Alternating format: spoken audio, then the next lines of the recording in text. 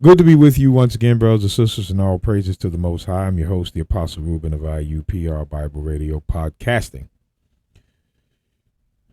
Out of Little Rock, Arkansas, to the true saints of the Most High God.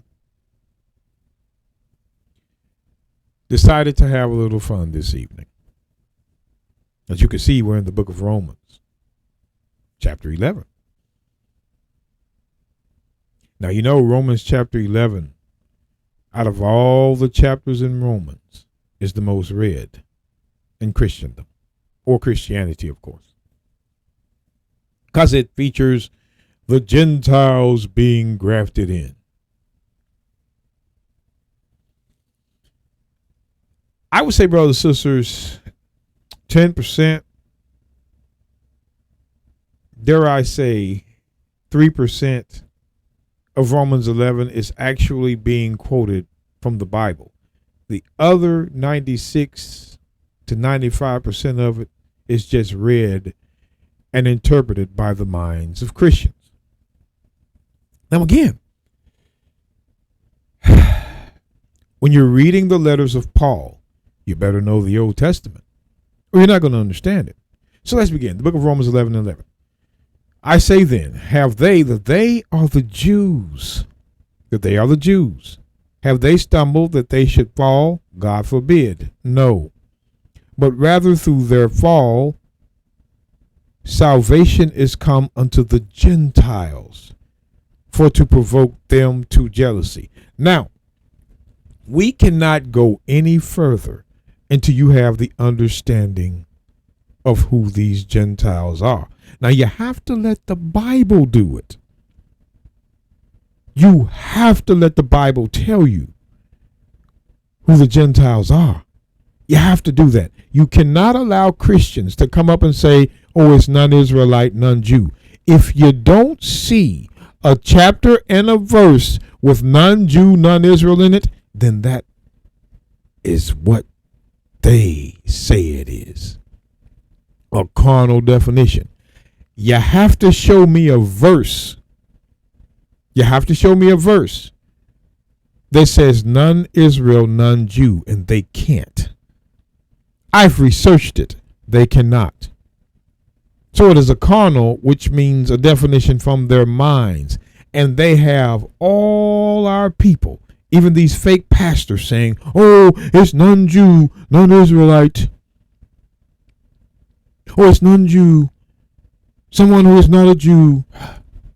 Where's the verse?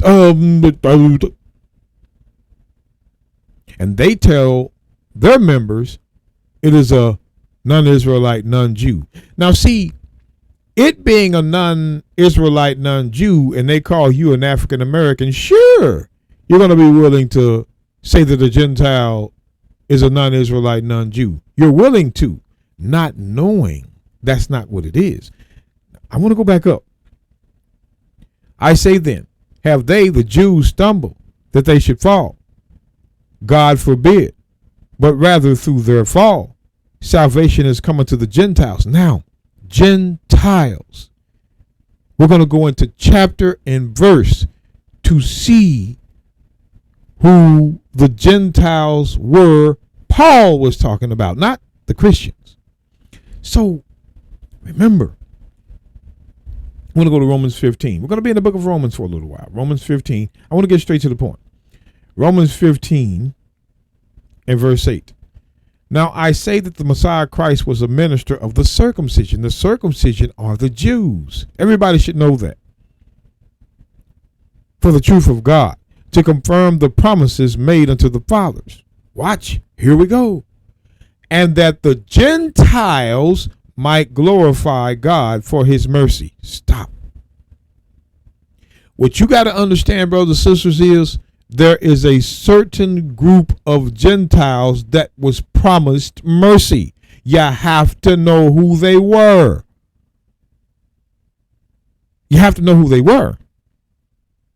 And that the Gentiles might glorify God for his mercy.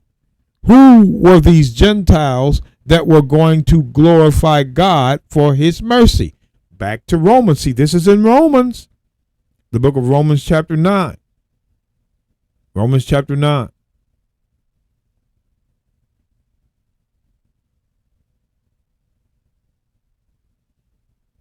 we go.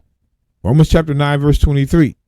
And that he might make known the riches of his glory on the vessels of mercy. Mercy now, mercy. Which he had afore. Afore means in the Old Testament. Afore prepared unto glory. Watch. The vessels of mercy. Even us, whom he hath called, not of the Jews only, but also of the Gentiles? Question mark. Gentiles? Question mark. He's going to continue. As he also saith in OZ, I will call them my people which were not my people, and her beloved which was not beloved. Pay close attention.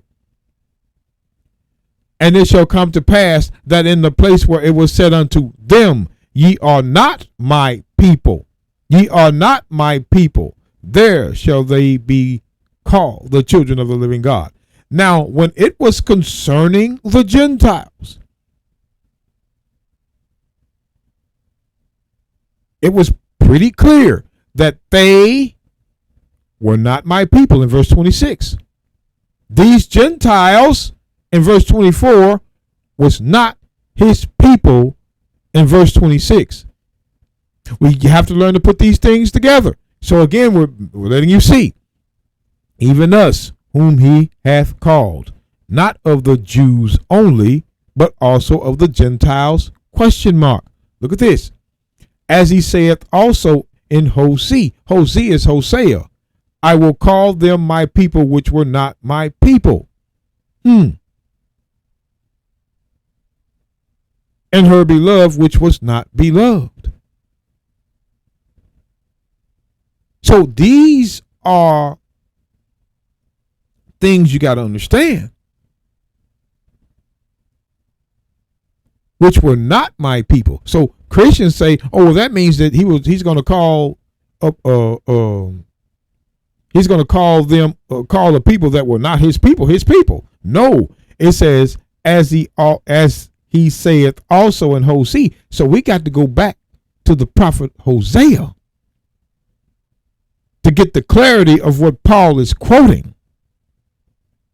Paul got this out of the Old Testament. He is testifying the Gentiles that he's talking about out of the Old Testament.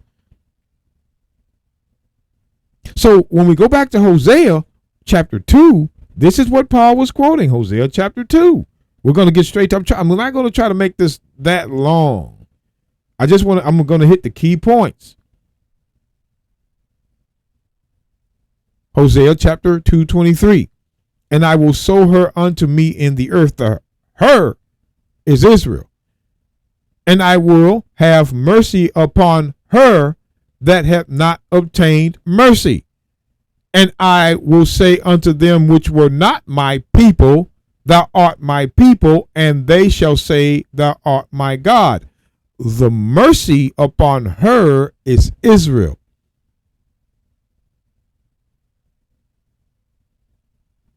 It's not the nations. The her is not the nations. The her is Israel. And that had not obtained mercy. And I will say to them which were not my people, thou art my people, and they shall say, thou art my God. Now, this is actually a continuation from Hosea 1:10. Look at this. Hosea 1 verse 10. Yet the number of the children of Israel shall be as the sand of the sea, which cannot be measured nor numbered. And it shall come to pass that in the place where it was said unto them, ye are not my people, that was said to Israel, ye are not my people. In the place where it was said unto them, like here, where we live at now, they're trying to tell us we're not the true children of Israel. We're just African Americans. We're just Indians. We're whatever besides Israel. In the place where it was said unto them, the them is Israel. Them is Israel. Ye are not my people. Wait. Because Paul said the same thing. The book of Romans chapter 9. Romans chapter 9. Verse 26. And it shall come to pass that in the place where it was said unto them, the them would be the Gentiles in verse 24. This is still concerning the Gentiles in verse 24.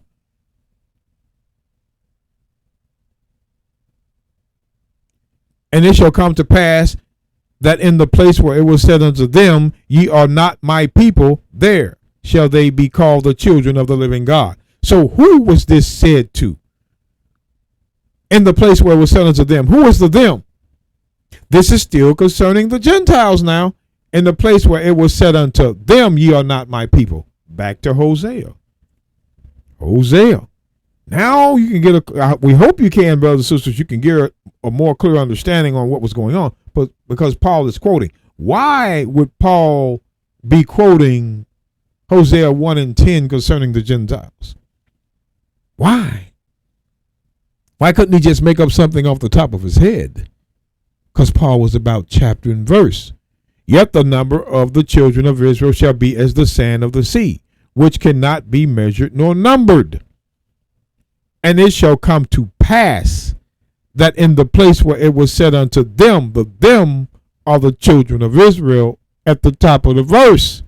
This is what Paul was quoting concerning the Gentiles. You Christians, get with it, man. In the place where it was said unto them, Israel, ye are not my people, meaning Gentiles. When you were not his people, you were Gentiles. When you were not his people, you were Gentiles. There it shall be said unto them, ye are the sons of the living God. This is what Paul was quoting concerning the Gentiles. Because at a time and a place, it was said that you were not his people. But in the same place where it was said you are not his people, there's going to be a people that tell you you are the true children of Israel. And that's happening now.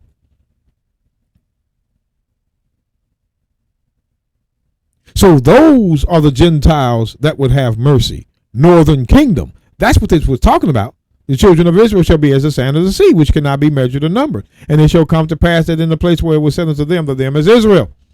Ye are not my people. There it shall be said unto them, ye are the sons of the living God. Over and over. The Gentiles that would receive mercy would be northern kingdom, not other nations. You will not find in the text that God is going to have mercy on other nations. That's foolish. That's why you have to know that's why you have to know what Gentiles is. That's why when you look at Isaiah chapter 11. Isaiah chapter 11.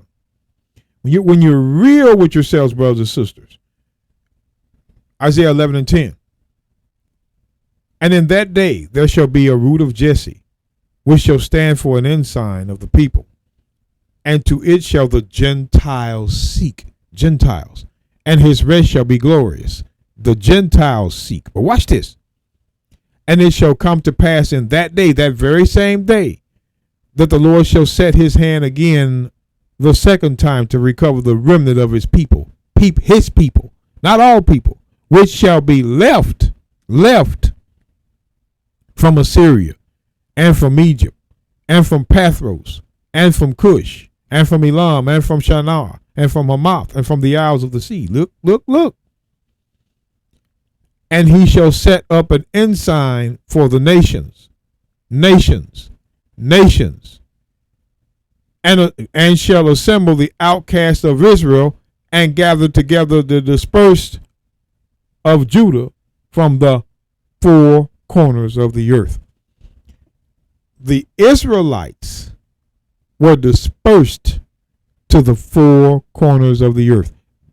You could see the dispersed at the four corners would be the dispersed among the nations.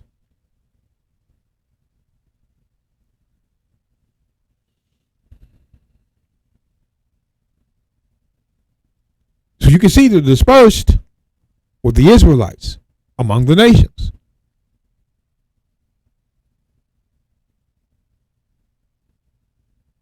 But you need to see that nations I'm not going to do it. I'm going to go a different way. I don't want this to take too long. The dispersed were the Israelites. Let's, again, now I went over this in the last podcast episode, but I'm going to go over it again. Just a couple of verses. Ezekiel 36, verse 19.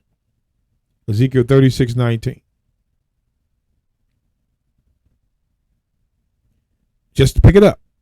I scattered them. The them are the Israelites. The them are the Israelites. That's right. Watch this. I should have started verse 17. Son of man, when the house of Israel dwelt in their own land, they defiled it by their own way and by their doings.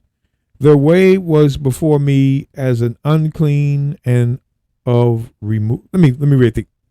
Their way was before me as the uncleanness of a removed woman. Nasty. Wherefore I poured my fury upon them for the blood that they had shed upon the land, and for their idols, wherewith they had polluted it. Their sins, idols are sins, but pay attention. And I scattered them among the Gentiles, and they were dispersed throughout the countries.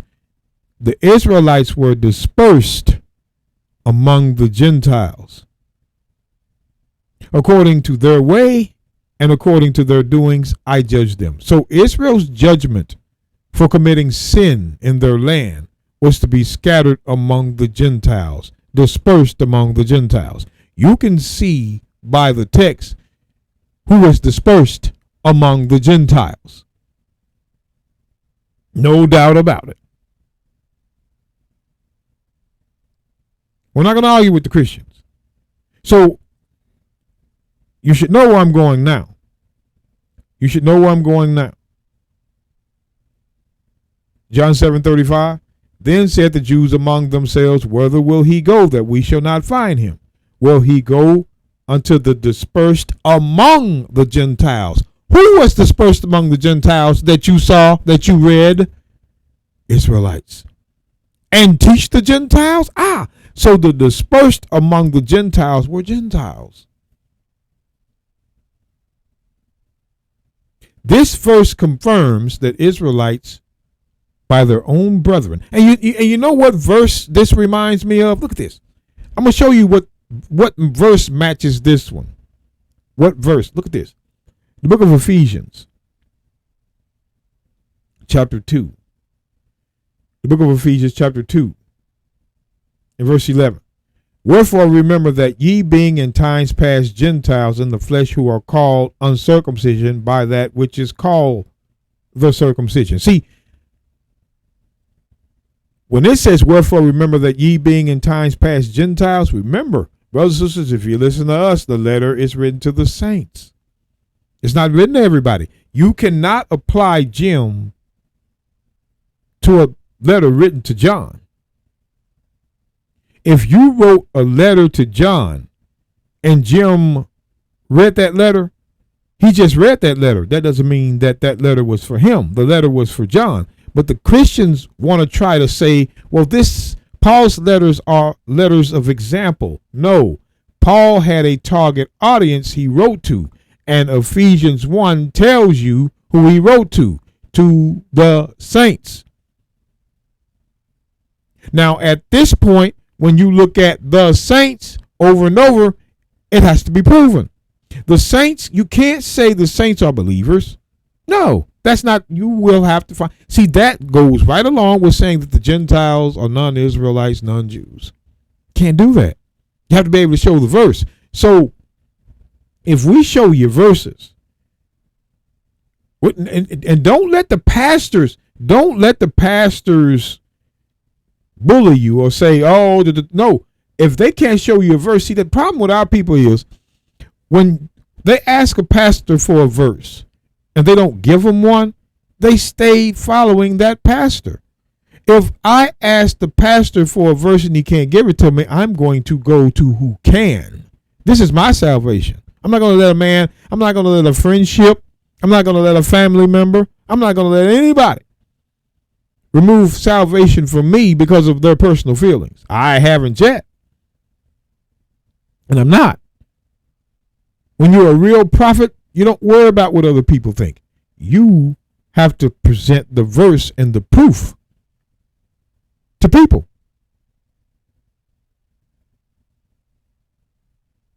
You have to.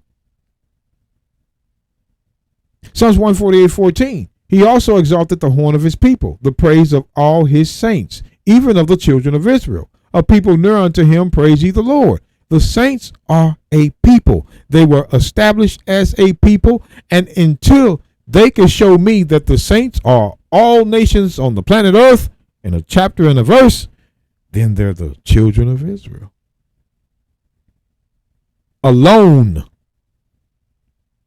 You can't make something say what you want it to say.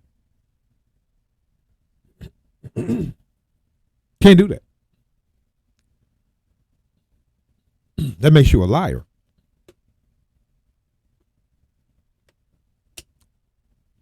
All right. Psalms 149, verse 1. Praise ye the Lord, sing unto the Lord a new song, and his praise in the congregation of saints. Let Israel rejoice in him that made him. Again, you can see that the congregation of the saints was Israel.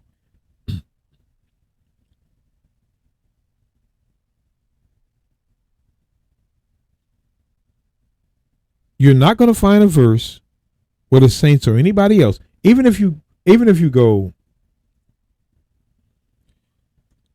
to Psalms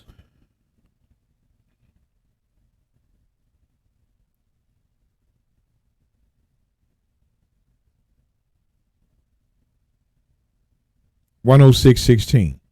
It says, they envied Moses also in the camp, and Aaron the saint of the Lord. See, Aaron was a Levite, a child of Israel, saint of the Lord.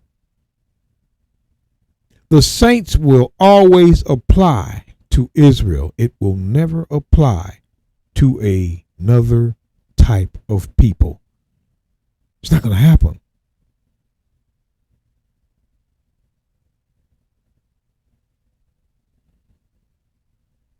The reality is, brothers and sisters, is some things Christians cannot prove. So I want to go to Hosea one more time. Hosea one more time, 11. See, here's the one I want, because it's the one that confirms the New Testament. Ephraim, which is the northern kingdom, compasseth me about with lies, and the house of Israel with deceit. But Judah yet ruleth with God, and is faithful with the saints. So Judah in the time of Christ would be the faithful of the saints. But that doesn't mean Ephraim wouldn't be among them, few in number. Ephraim was among them, few in number.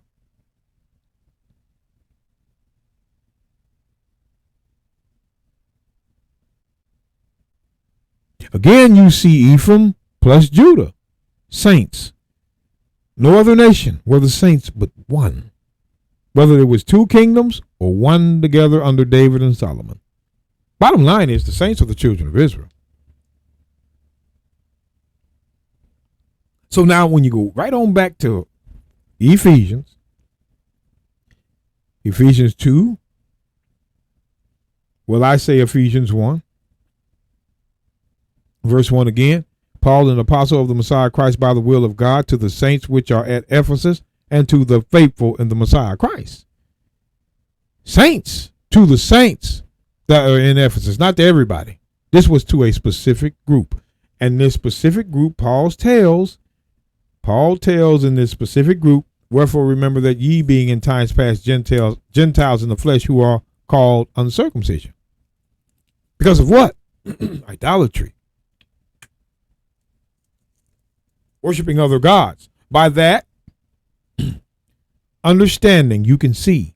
Let me go ahead and read it. Wherefore remember that ye being in times past Gentiles in the flesh, who are called uncircumcision, by that which is called the circumcision, meaning their brethren. The circumcision were calling their brethren Gentiles, as you saw in John 7:35.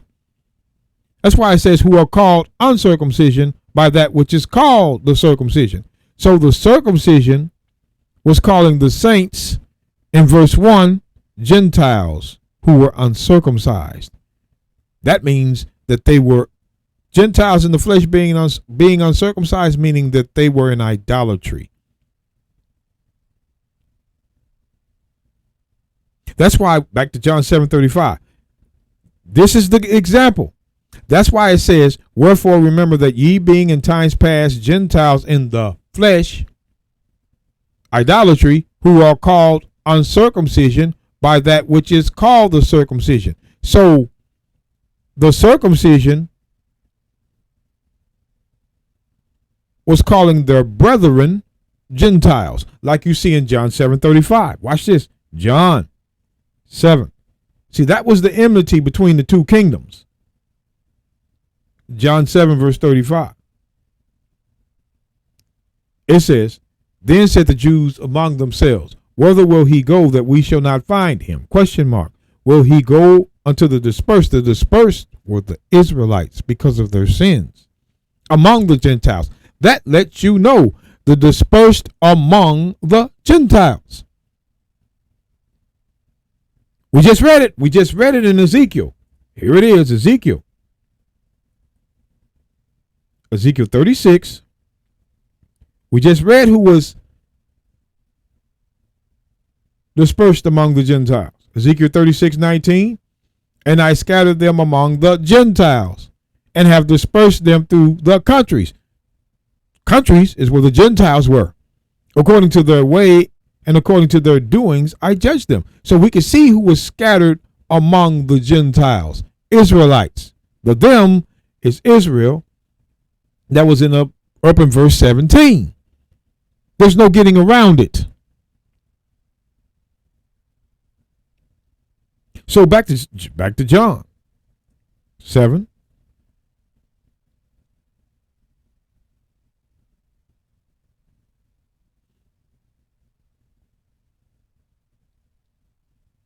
Verse 35. Then said the Jews among themselves, whither will he go that we shall not find him?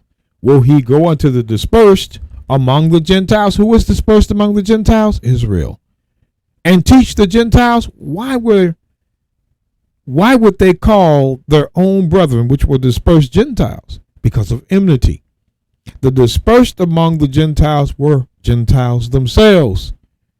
But the Christians try to avoid this. Why? Because this verse notes that the dispersed, which was Israelites, were Gentiles as well. Their own brethren were calling the dispersed among the Gentiles, Gentiles. Meaning Israelites were also Gentiles. This is what that's saying. And it just doesn't say it here. Again, it just doesn't say it here. 1 Corinthians. Now,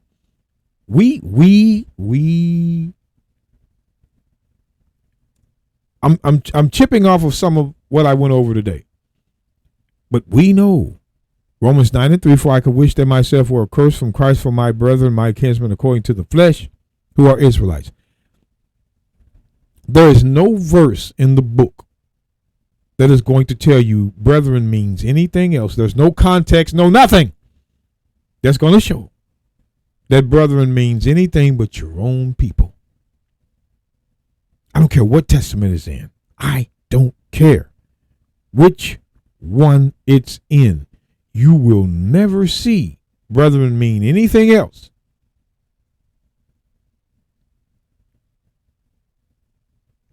Ezekiel 11:15 again. Son of man, thy brethren, even thy brethren, the men of thy kindred. Your brethren is the men of your kindred or your kinsmen, like Paul said. That's your brethren.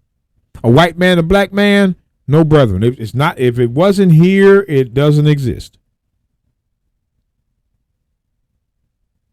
These wicked pastors, they like to try to change the narrative of things now that we're waking up. Nah, we're okay with that. Son of man, thy brethren, even thy brethren, the men of thy kindred. Your brethren is your own people. Own people. And all the house of Israel holy are they unto whom the inhabitants of Jerusalem have said, get ye far from the Lord, unto us this land is given in possession. But the point I wanted to make was the brethren was the men of your kindred. That's the biblical brethren, not something else. Oh, spiritual brethren. No, it's not going to be found in the Bible. Not going to happen. So going back to Romans 9,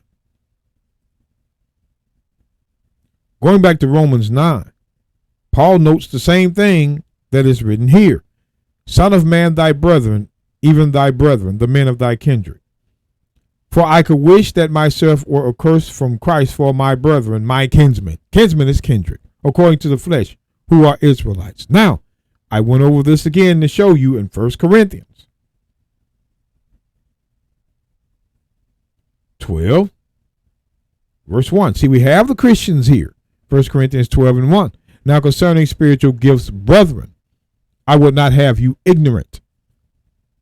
Ye know that ye were Gentiles, carried away unto these dumb idols, even as ye were led.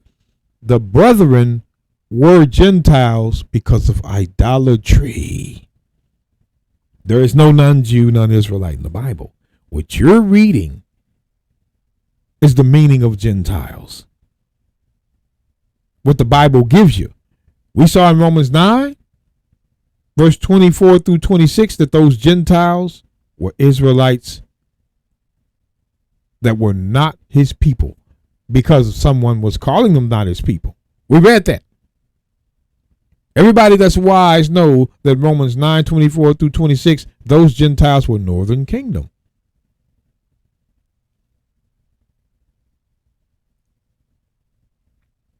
Everybody knows John 7:35, those dispersed among the Gentiles were called Gentiles by their own brethren. They were who? Israelites, scattered.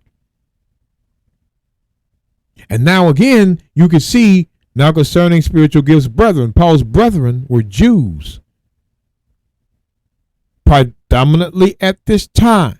There's no other brethren besides his own people.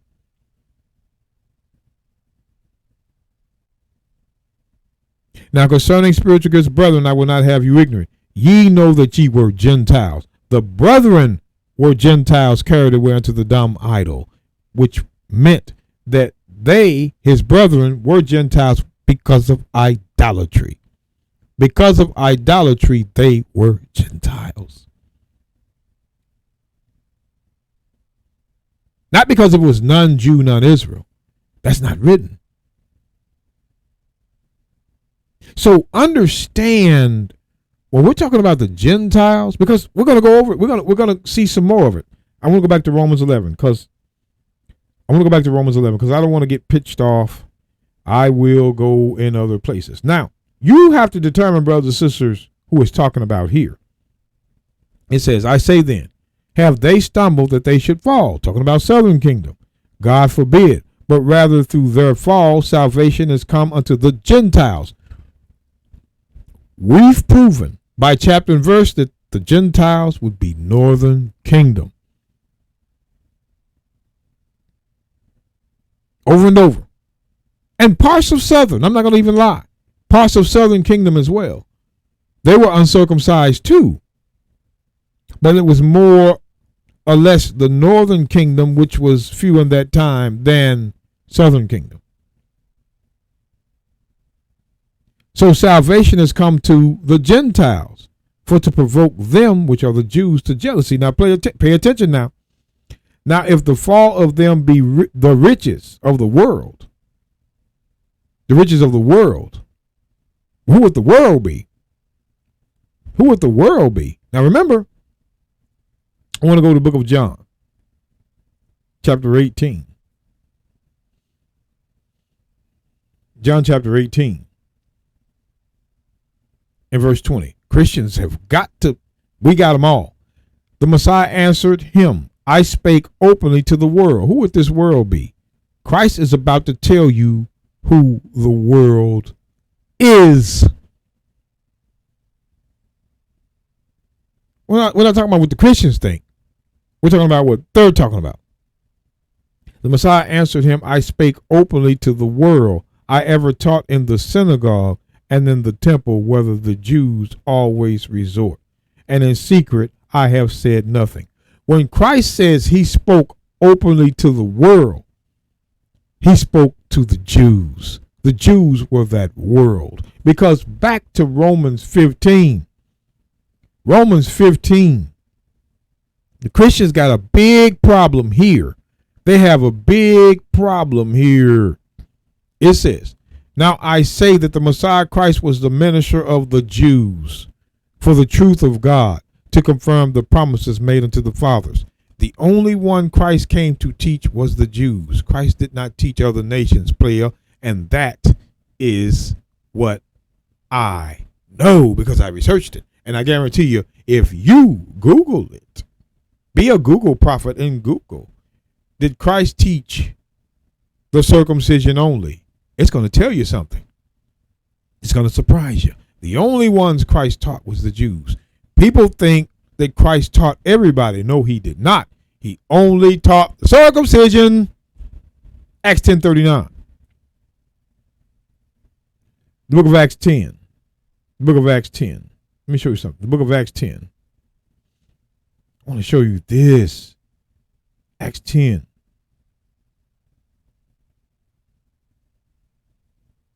I guess I'll read.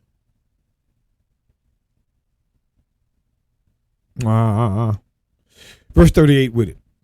Acts 10:38.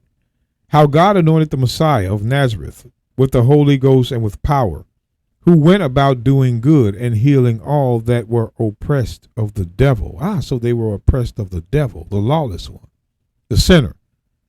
For God was with him, and we are his witnesses. And we are witnesses of all things which he did, both in the land of the Jews and in Jerusalem, whom they slew and hanged on a tree. Look at this again. I got excited. Let me read it over. And we are witnesses of all things which he did, both in the land of the Jews and in Jerusalem, whom they slew and hanged on the tree. Christ done all his miracles and his teachings among Jews. Jews, not nowhere else. Those were the lost sheep of the house of Israel, the Jews. They were the part that was lost. So when we go back to, wait a minute now, let's go back to John chapter 18. John chapter 18, verse 20. The Messiah answered him, I spake openly to the world. I ever taught in the synagogue and in the temple, whether the Jews always resort. And in secret I have said nothing. So the world was the Jews. Christ didn't speak. You understand. Christ didn't teach anybody, do any miracles among anybody else but the Jews. Now you may ask about the Syrophoenician woman and then the Ethiopian woman. Now, what you have to understand is, if Christ didn't minister but to anybody but the Jews, then you have to wonder about those that he healed. Remember, the Gentiles shall receive mercy. Who were the Gentiles that would receive mercy? Your example of those two women would be one northern kingdom and one southern. No mercy would be given to the other nations. People misquote Mark 7:27 and Matthew 15:26. They misquote that. Those verses.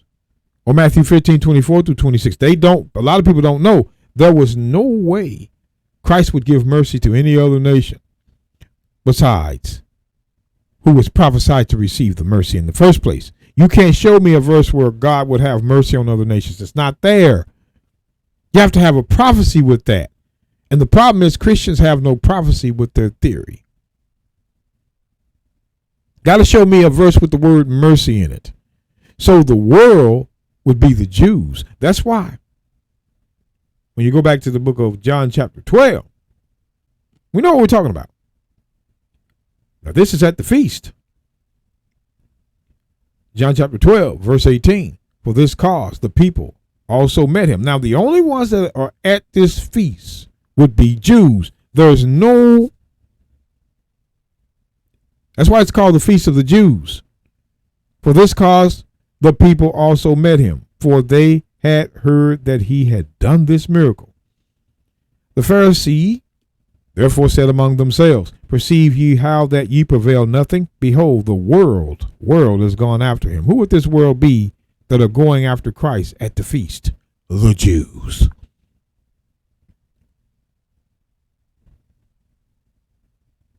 The Jews. That's why it says in Acts 11. We've got the verses. Acts 11. Acts 11. Let's drop on down to verse 28. Pay attention. And there stood up one of them named Agabus, and signified by the Spirit that there should be great dearth throughout all the world. See? All the world. Look at this world. Throughout all the world. All the world. You're going to find out who this world was in the next verse. And there stood up one of them named Agabus, and signified by the Spirit that there shall be great dearth throughout all the world, which came to pass in the days of Claudius Caesar. Then the disciples, every man according to his ability, determined to send relief unto the brethren which dwelt at Judea. Again, Judea is the world, because that's where the famine was. Judea. It wasn't everybody. If you look at the context of the word world here, if the world is going through a great dearth, then how? Okay, let's just say it this way. If the world was the planet, all people, then how did the disciples in other lands come up with the goods to send to Judea if everybody's in that dearth? If everybody's in the dearth, then wouldn't nobody have the ability to send nobody nothing? If everybody on earth was in the dearth, which is famine, then nobody could send nobody nothing. Nobody would have the ability to send nothing, no relief, no nothing. Letting you know that this world, again, was Judea. You got to use common sense. We can see verses where the world was the Jews.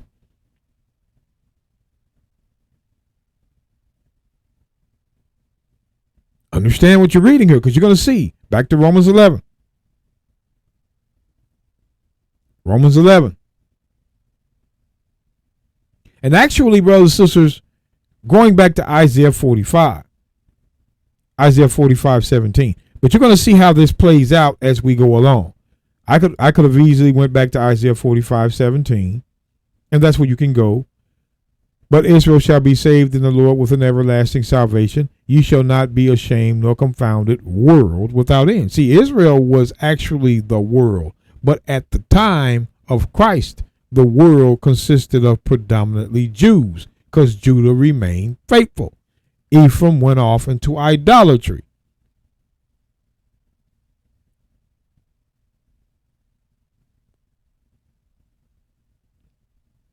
All right, let's go back to Romans. Sorry about that. Romans chapter 11.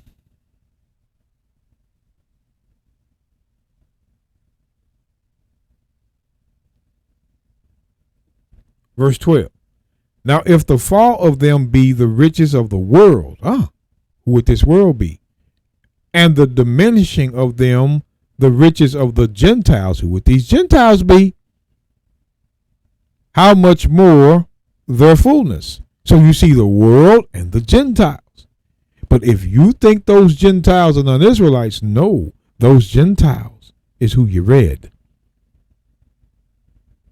Paul's own brethren were Gentiles. 1 Corinthians 12:1 and 2. The dispersed among the Gentiles, John 7:35, was also Gentiles. The saints that he wrote in Ephesus, he told them that they in their times past were Gentiles in their flesh, which means in idolatry. So you got to understand, Israelites were also Gentiles. Israelites that were scattered were also Gentiles. Romans 9:24 through 26. Hosea, I will call them my people which were not my people. Hosea 2:23. Romans 9:26. In the place where it was said unto them, it was said unto Israel, you were not my people. Not everybody. So understanding what you read, every time you see Gentiles, you're going to have to make a decision if that's talking about scattered Israelites among the nations, mostly northern kingdom and partly southern, or other nations. You're going to see with your eyes who it is as we read. Watch this. For I speak to you, Gentiles. Notice, it says, for I speak to you, Gentiles. You, Gentiles. Well, who is the letter of Romans to? Let's go back to Romans 1. Who is the letter of Romans written to? You, Gentiles now. Now you're going to see again. Romans chapter 1, verse 7. To all that be in Rome, beloved of God. Stop.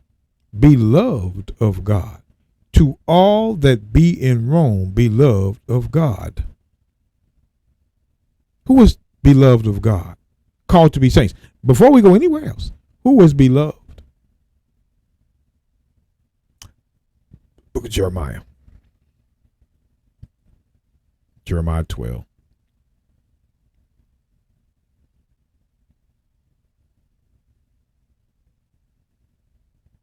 Verse 6.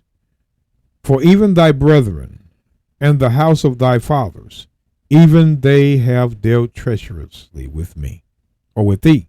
Yea, they have called a multitude after thee. Believe them not, though they speak fair words unto thee. For I have forsaken mine house. Mine house is Israel. I have left mine heritage. I have given the dearly beloved of my soul into the hand of her enemies. Who is the beloved here? His heritage, his house. That's his beloved.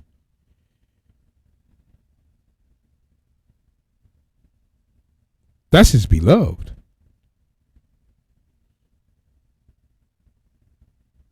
His house, his heritage. That's Israel. Israel is his heritage. Right now, let me see if I can come up with a verse.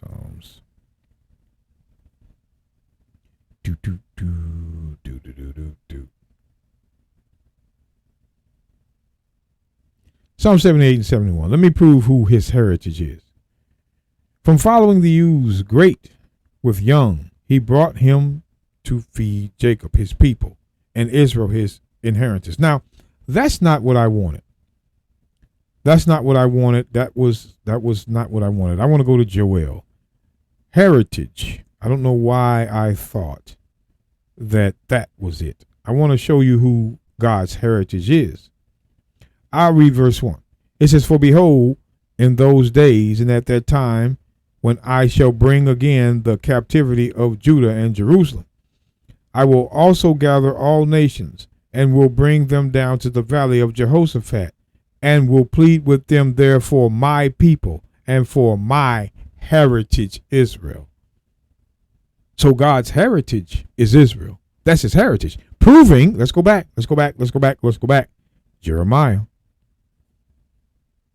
12.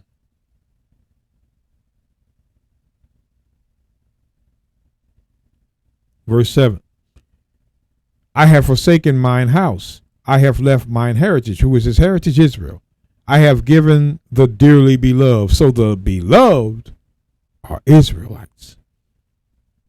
Of my soul into the hand of her enemies. The beloved is Israelites. And we're going to show you that it's the same in the New Testament. The book of 1 Thessalonians. The beloved are still the Israelites. The book of 1 Thessalonians 1.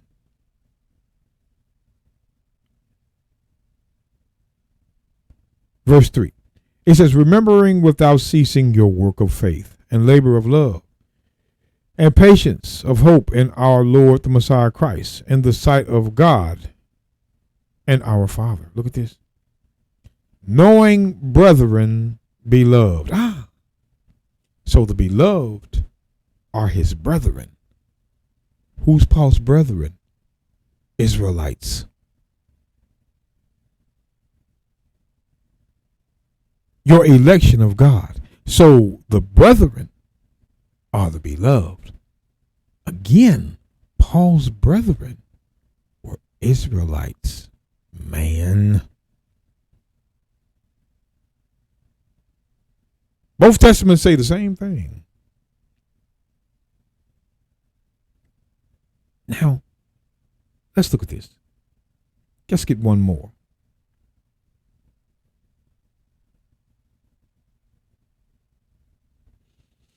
Second Thessalonians 2:13.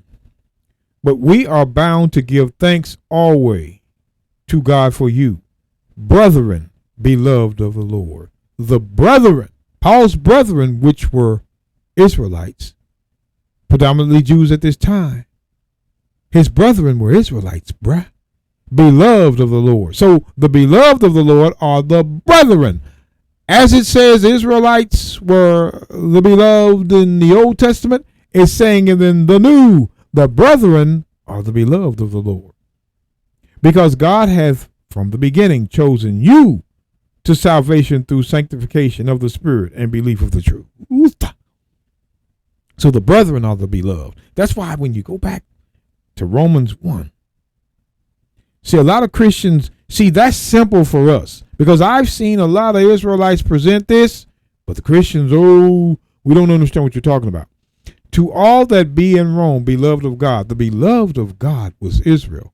Called to be saints. Called to be saints. Grace to you and peace from God our Father and from the Lord the Messiah Christ. Now, when it says called to be saints, you got to understand. There are saints that are going to be saved. And there are saints that are not. See, when it says called to be saints, you could still understand Revelation 5. See, Revelation 5, it's a difference in Revelation 5. See, Revelation 5 is the first place you want to go to confirm what you confirm. Revelation 5, verse 8. And when he had taken the book, the 4 beasts and 24 elders fell down before the Lamb, having every one of them harps and golden vials full of odors, which are the prayers of the saints. Prayers of the saints. Prayers of the saints. And they sung a new song, saying, Thou art worthy to take the book and to open the seals thereof. For thou wast slain and hast redeemed us to God by thy blood out of every kindred and tongue and people and nation. So the saints were redeemed by the blood of Christ out of all nations. And when these saints, which are the children of Israel, were redeemed by the blood of Christ out of every nation, verse 10, and have made us are the saints in verse 8. Not everybody. This verse does not apply to everybody. It does not. And have made us the saints unto our God kings and priests, and we shall reign on the earth over the other nations. We're going to crack them with a rod of iron. No getting around it. So there are a group of saints that are going to receive salvation only through the prayers of the righteous.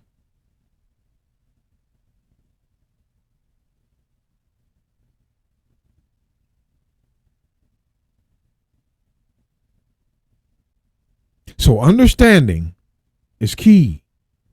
And in the book of Romans, chapter 1, we can see that this letter is to who? The beloved. The beloved are Israel. So the letter is to those scattered Israelites in Rome.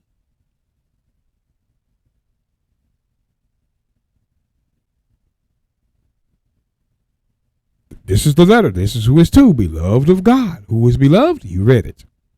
No question. So again, wait a minute. Wait. if this letter is to the beloved, which are Israelites, look at, again, doesn't make sense. Watch.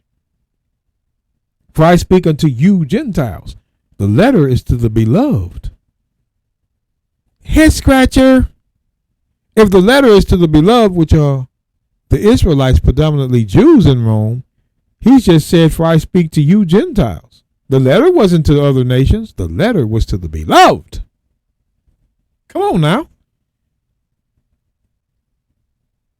Again, for I speak unto you Gentiles. The letter was to the beloved.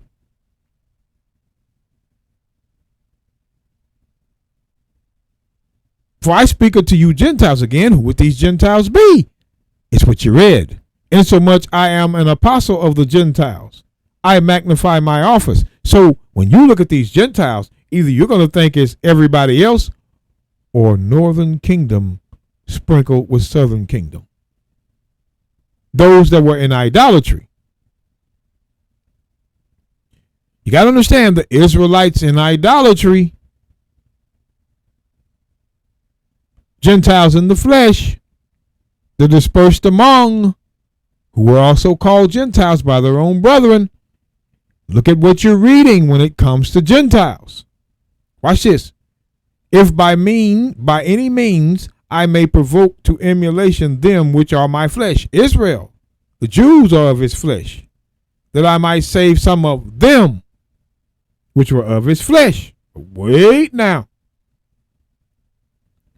For if the casting away of them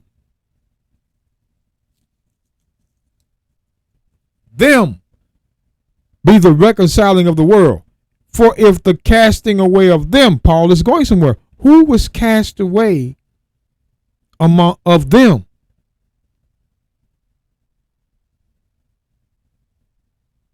You have to read that.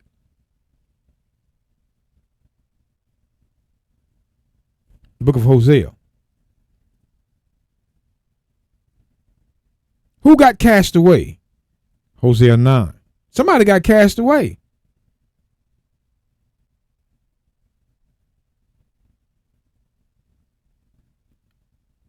Because when the Christians say, for the casting away of them, who was the them that got cast away? You got to understand. Pay attention. Hosea 9:16. Ephraim is smitten, their root is dried up. They shall bear no fruit. Yea, though they bring forth, yet will I slay even the beloved fruit of their womb. The beloved fruit of their womb. My God will cast them away, because they did not hearken unto him. And they, which is Ephraim in verse 16, shall be wanderers among the Gentiles. That's who he cast away. Ephraim is who he cast away. And they became wanderers among the nations.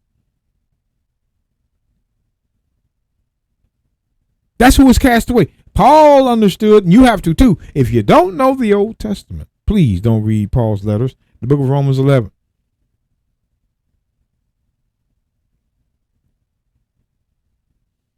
For if the casting away of them be the reconciling of the world,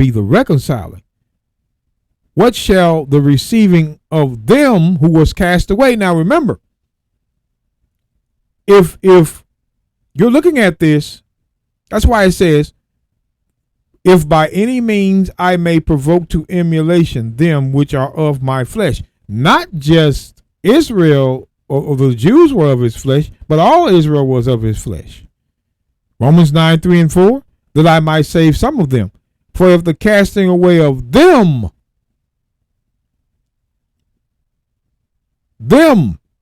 somebody was cast away,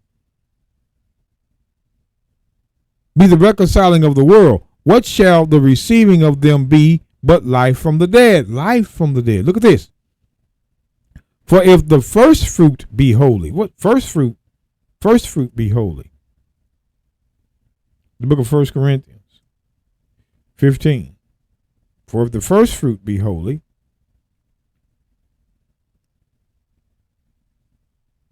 but now is Christ risen from the dead, and become the first fruits of them that slept. So the first fruits, or the first fruit, would be Christ.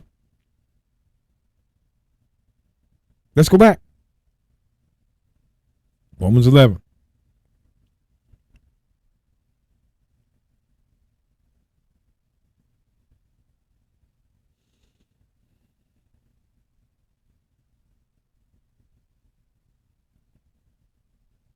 For if the first fruit be holy, the lump is also holy. And if the root be holy, who is the root? Christ. He was the root and offspring of David. Revelation 22:16. Then so are the branches. So are the branches. So the first fruit is Christ. The lump is the people. The root is Christ. The branches are the people. Now here's what we're going to get into. The branches. Now we're at the branches. And if some of the branches be broken off,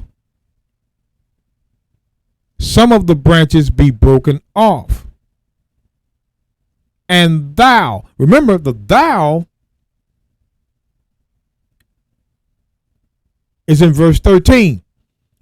For I speak unto you Gentiles. You Gentiles, which were the beloved of Rome. I speak unto you Gentiles. Pay attention now. And if some of the branches be broken off, Jeremiah. Branches. Jeremiah 11.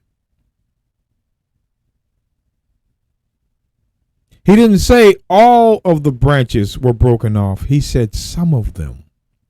Some is not all.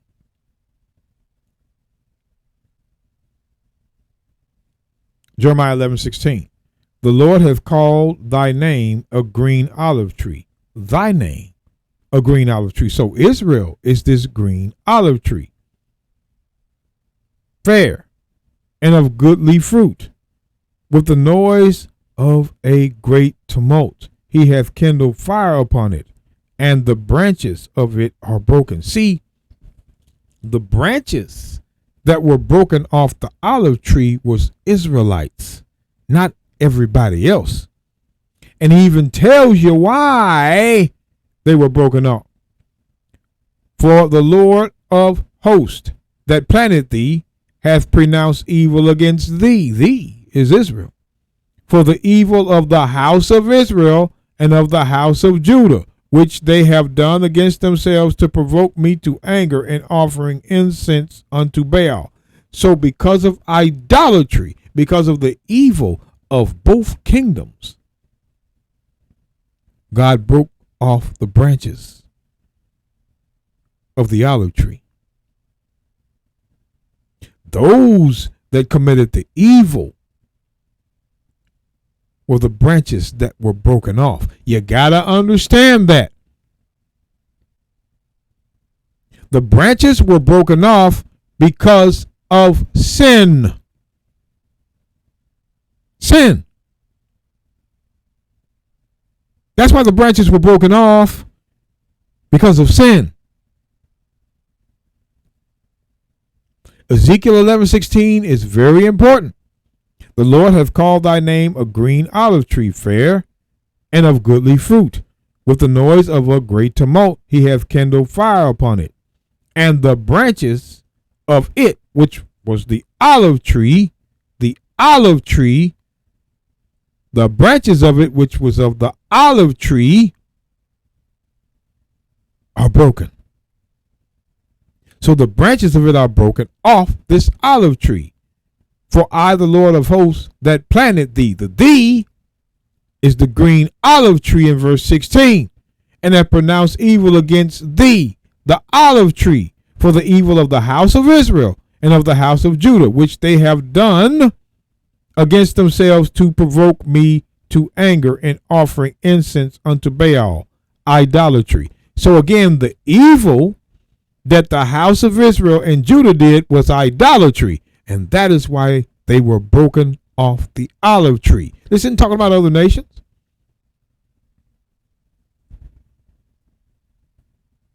Romans 11. Let's go back.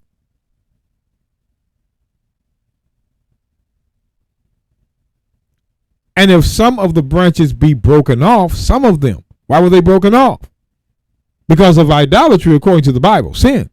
And thou, the thou is the Gentiles he's writing to, being a wild olive tree. Now, here is what they're talking, because remember, Gentiles would be this wild olive tree.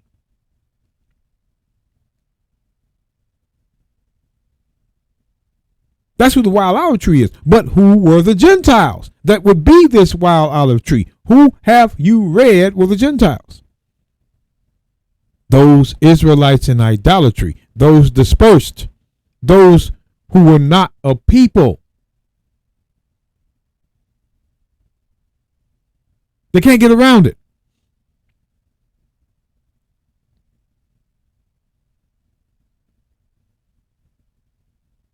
And if some of the branches be broken off, and thou being a wild olive tree, the thou, remember, he's calling the thou. You got to keep it. We know how to keep it in context, as they say. For I speak to you Gentiles. So if he's speaking to you, the letter is to you Gentiles. We read that the letter was to the beloved that are in Rome. Again, Paul is calling his brethren Gentiles. Again, there's no other proof to it. Chapter and verse are not going to come with it. Like he called his brethren Gentiles in 1 Corinthians 1 Corinthians 1 and 2, he's doing it again. For I speak unto you Gentiles. So when you go down to verse 17, and if some of the branches be broken off because of evil, sin, and thou, the thou is the Gentiles, who is the letter to, being a wild olive tree. Wild olive tree. What made them wild? Let's go back to the book of Hosea. What made them wild? If it's wild, anything that's wild is wild. There's a reason why they became wild. Let's look at this. Hosea 8 and 8. It says, Israel is swallowed up. Now shall they be among the Gentiles. Now shall they be among the Gentiles as a vessel wherein is no pleasure. For they are gone up to Assyria, a wild ass alone by himself. Ephraim hath hired lovers. So the wild was Ephraim. See, we're looking at the word wild.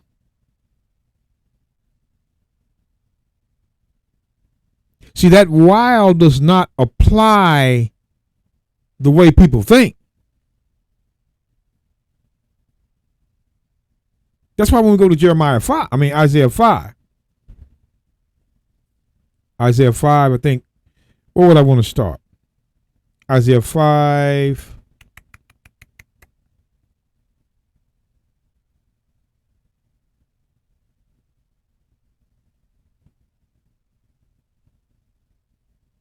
I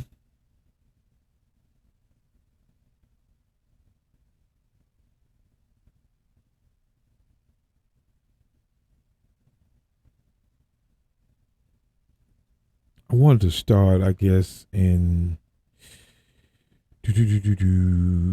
all right, verse 2. I'll start in verse 1. It says this: Now will I sing unto my well-beloved a song of my beloved touching his vineyard. The vineyard would be Israel. That's in verse 7. My well-beloved hath a vineyard in a very fruitful hill, and he fenced it and gathered out the stones thereof, and planted it with the choicest vine, and built a tower in the midst of it, and also made a winepress therein. And he looked that it should bring forth grapes, and it brought forth wild grapes. Wild grapes now. Wild grapes. And now, O inhabitants of Jerusalem, and men of Judah, judge, I pray you, betwixt me and my vineyard. Understand this, because he's saying it brought forth wild grapes. So now he says, and now, O Jerusalem, and now, O inhabitants. I've been reading a lot of reading a lot. Now the words are starting to get scrambled, but I got to bring it together. And now, O inhabitants of Jerusalem and men of Judah, judge, I pray you, betwixt me and my vineyard. Me and my vineyard now. What could have been done more to my vineyard that I have not done in it? Wherefore, when I looked that it should bring forth grapes, it brought it forth wild grapes. Again, wild grapes. And now go to, I will tell you what I will do to my vineyard. I will take away the hedge thereof, and it shall be eaten up, and break down the walls thereof, and it shall be trodden down. And I will lay it waste. It shall not be pruned nor digged, but there shall come up briars and thorns. And I will command the clouds that they rain no rain. I will command the clouds that they rain no rain upon it. Now he's talking about this. Now wild grapes is the reason why they were wild. For the vineyard of the Lord of hosts is the house of Israel, and the men of Judah his pleasant plant. He looked for judgment, but behold oppression, for righteousness, but behold a cry. See, understand wild here and why it was wild. The reason why the grapes were wild was because there was no judgment in verse 7. That's why.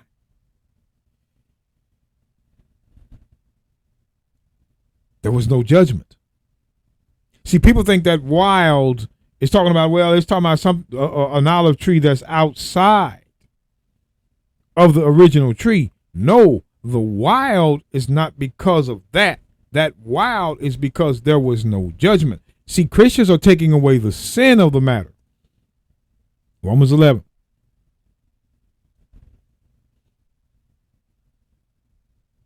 Romans 11.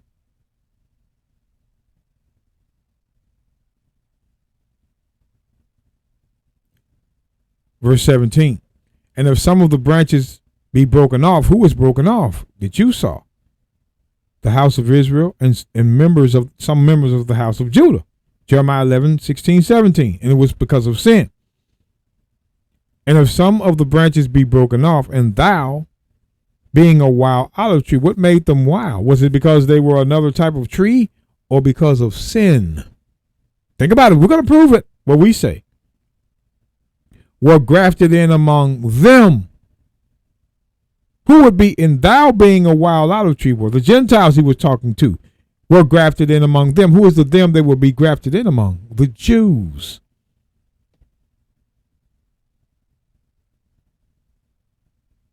But you got to understand, though, when you look at this is a heavy parable. Because when it says we're grafted in among them, you got to think about the them. It's going to be the same people that came out of the tree. Nobody different.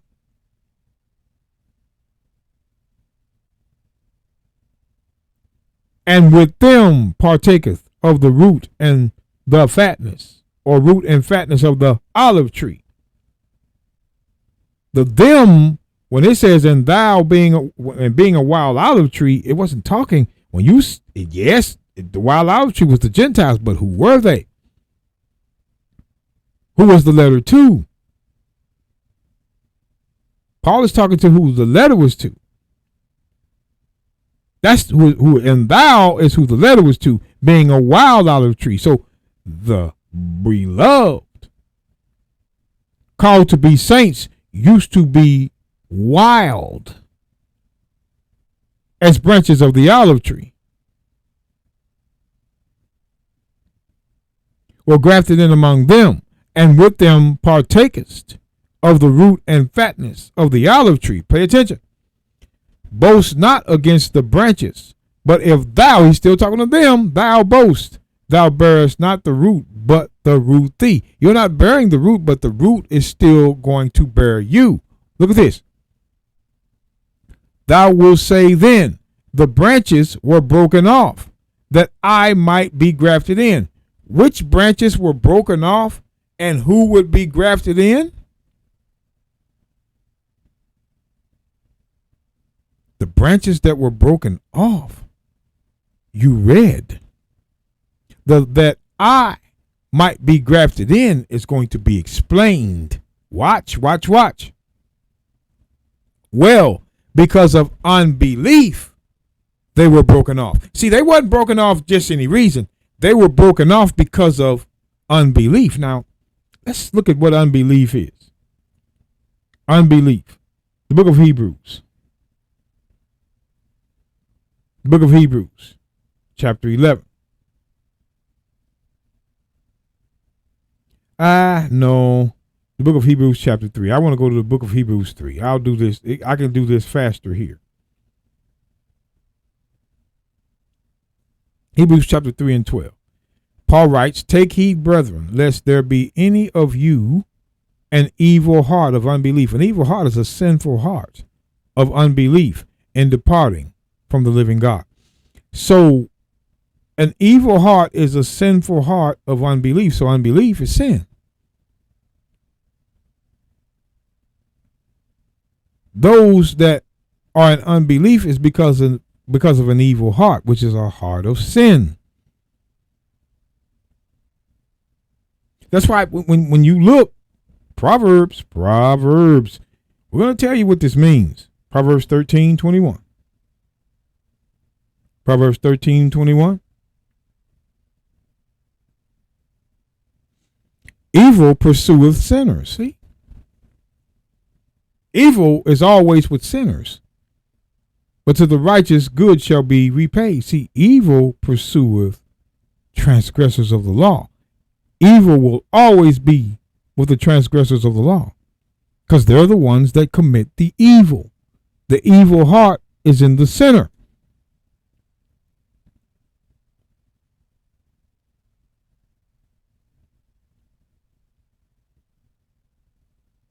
So, going back to Hebrews 3.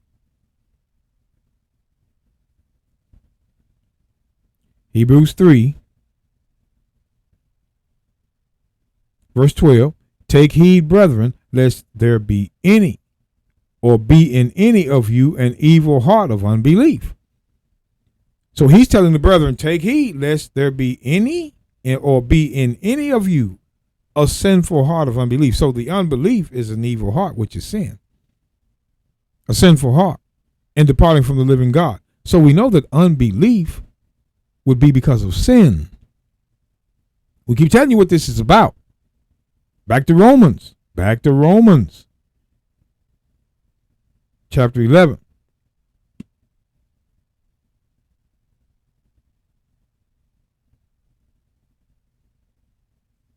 Verse 19. Thou wilt say then, the branches were broken off. Why? That I might be grafted in. Why were the branches broken off? That I might be grafted in. Or grafted in. I've been saying grafted, but graft in. Why? Let's go down to verse 20. Here's the important part. Well, because of sin, unbelief, they were broken off.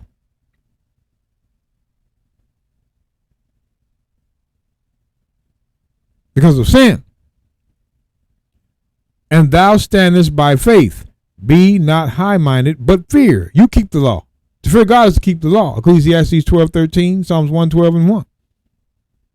Now, when we go back, for if God spared not the natural branches, which branches did he not spare? The natural branches would be who? Northern Kingdom. Take heed lest he also not spare thee. Now the thee would be to those that were in Rome. So when we're talking about Gentiles grafted in, the Christians have totally changed the meaning of it. The branches, when you look at the branches were broken off because of sin. If the branches were broken off because of sin, where was that written? The book of Jeremiah again. Jeremiah chapter 11. It's going to say the same thing. Jeremiah 11 and verse 16. The Lord called thy name a green olive tree. Israel and Judah, we can tell in verse 17, the house of Israel, the house of Judah, that's who the olive tree was. Not no other nation was involved in this. No other nation. The Lord called thy name a green olive tree, fair and of goodly fruit. With the noise of a great tumult, he hath kindled fire upon it, and the branches of it are broken. Broken, the branches. For the Lord of hosts that planted thee, the thee is the olive tree in verse 16.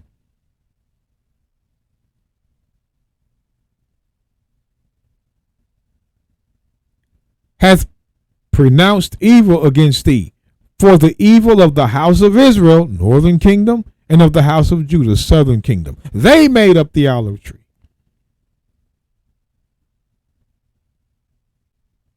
For the evil of both kingdoms. The branches were broken off because of sin, the evil.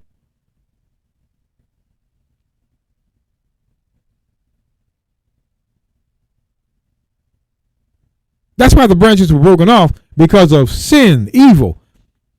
For the Lord of hosts has planted thee. The thee is the olive tree in verse 16.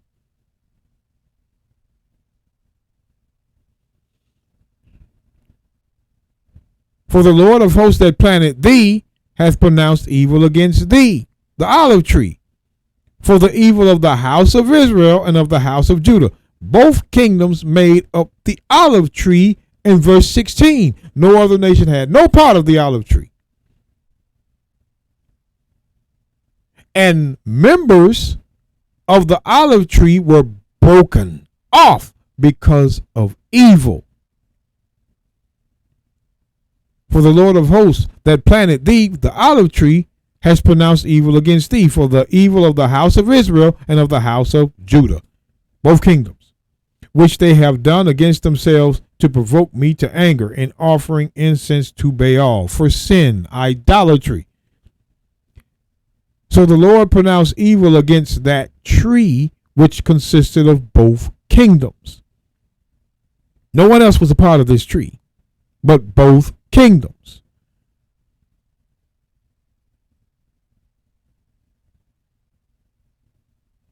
Now when we go back to Romans 11,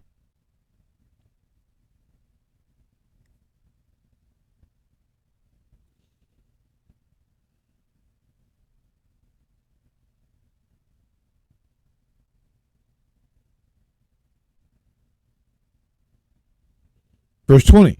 Well, because of unbelief, because of sin, idolatry, they were broken off. Who was broken off? Northern kingdom.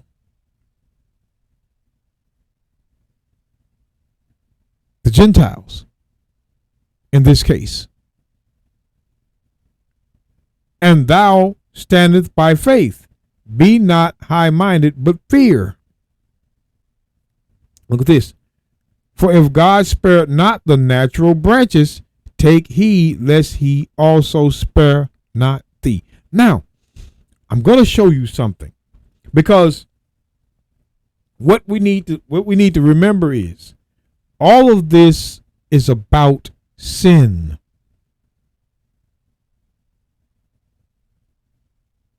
All of it. So, understanding the breaking off, I'm not trying to say the Jews are not included in the breaking off. They were. They were also a part of the breaking off. Because you got to see whose the letter is to. You got to understand there is a mixture of one and the same. And it was because of unbelief they were broken off. We're talking about the breaking off. We're going to get this straight as we go down. We're mentioning to you the breaking off. Who was broken off? The kingdoms. will be those that are broken off. And why were they broken off? Because of unbelief. But northern kingdom widespread,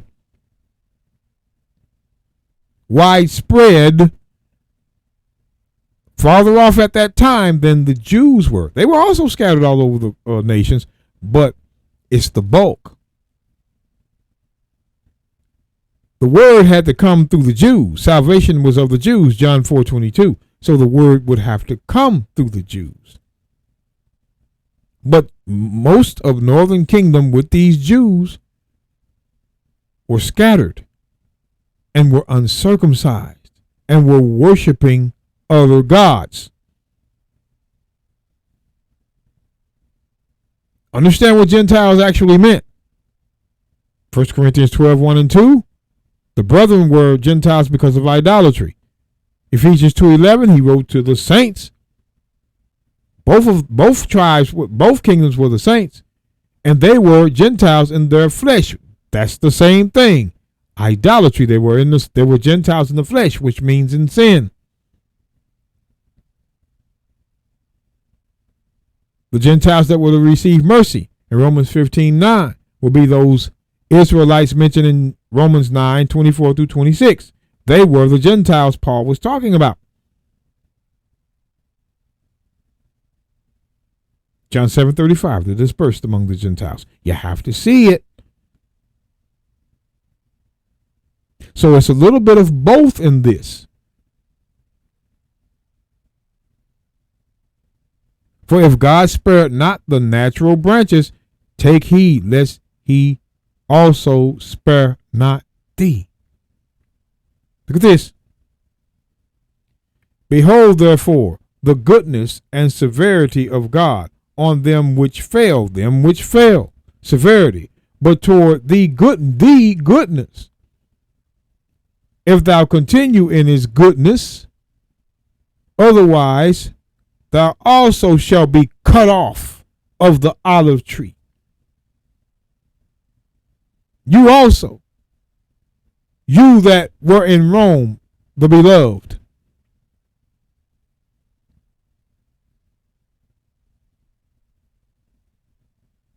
Watch as we go on down. And they also, if they abide not still in sin, unbelief, shall be grafted in. For God is able to graft them in again, because they were a part of the olive tree before. Who would he graft in again? Those that were broken off. Who was broken off? The kingdoms, because of sin.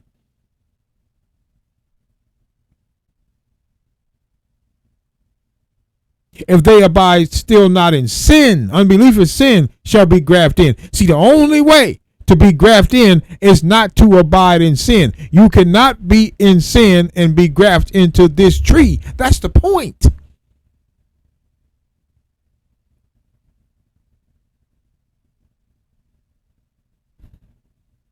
If you abide not still in unbelief, shall be grafted in. For God is able to graft them in again. He's not grafting them in again if they're still in unbelief, which is sin.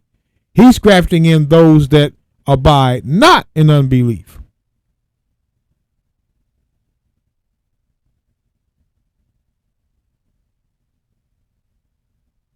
This is the point. Christians try to make it to where, oh, well, he's just going to take other trees and blend it with Israel. No. Paul, he says, and they also, the they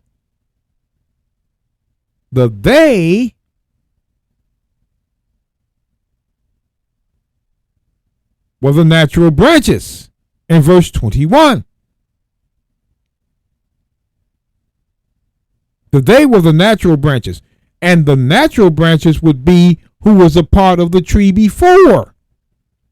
There is no verse in the Bible where Christianity or Christians can give that says all nations were a part of this olive tree before. They don't have that. See, here's where it gets difficult for the Christians, because they cannot prove, for if God spared not the natural branches would be who is part of that tree before. Take heed lest he also spare not thee, meaning you. are in that tree now. Pay attention. And they also, if they abide not still in sin, unbelief, shall be graft in, for God is able to graft them in again. Them in again means they were a part of the tree before.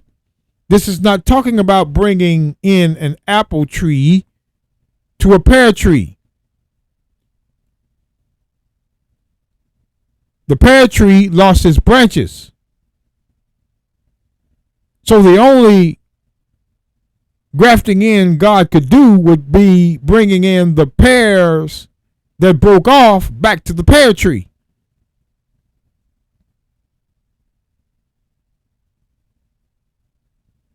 Graft them in again because they were a part of the tree before. This is nothing new. For if thou were cut out of the olive tree, look, for if thou were cut out of the olive tree, which is wild by nature. How is the olive tree wild by nature?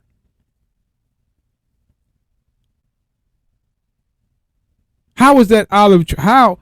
For if thou were cut out of the olive tree. Who was cut out of the olive tree, which was wild by nature? Why? How was it wild by nature? Because of idolatry. And were grafted contrary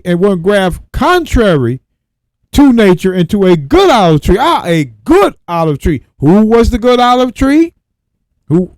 Back. Wait a minute. Back to Jeremiah. Jeremiah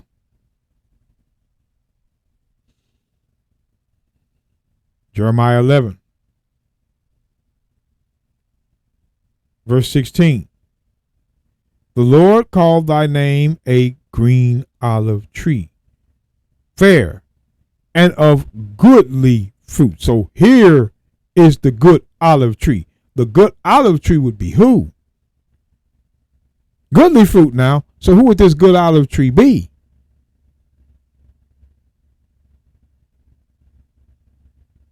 Come on now. It's not going to be everybody.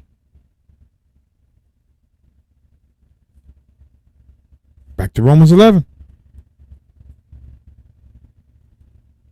Romans 11.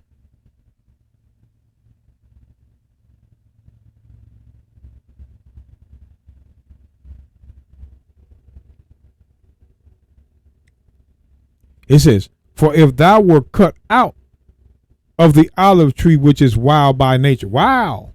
If you were cut out of the olive tree, which was wild by nature, what made them wild? Was it talking about another group of people? No, it's talking about the wild. The wild would be who was noted as wild. Hosea 8 and 9, a wild ass. Ephraim was wild. Not only them, but members of the southern kingdom was wild. That's why we went to Isaiah 5.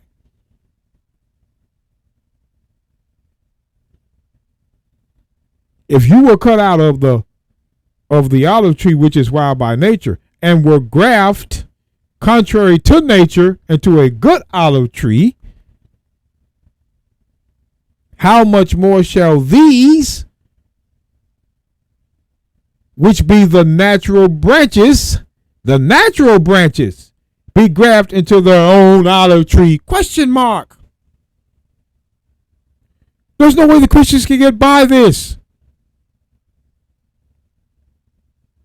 Paul is saying, if you were an olive tree that was wild by nature and were grafted contrary to nature into a good olive tree, because it is contrary to nature to bring a wild olive tree into a good one. That's contrary to nature. You can't take a wild olive tree and bring it into a good one. How much more shall these, which be the natural branches, be grafted into their own olive tree? The natural branches be grafted in. They were already there before, and it was their olive tree at first.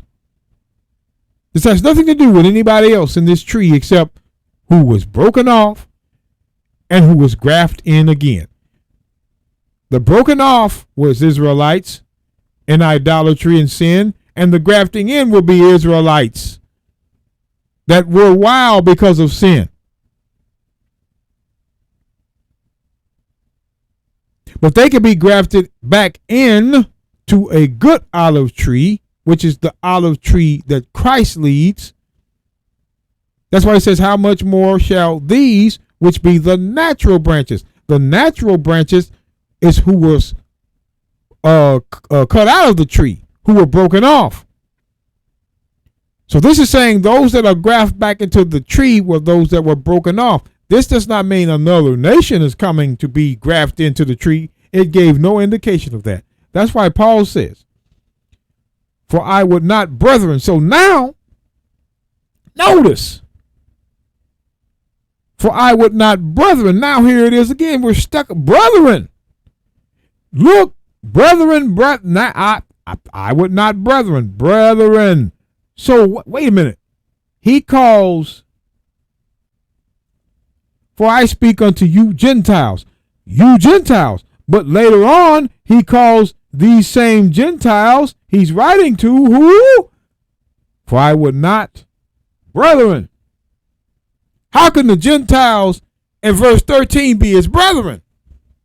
Like it says in 1 Corinthians 12, 1 and 2. Think. How can he be calling these Gentiles his brethren? But the Bible proves that the brethren is his own kindred.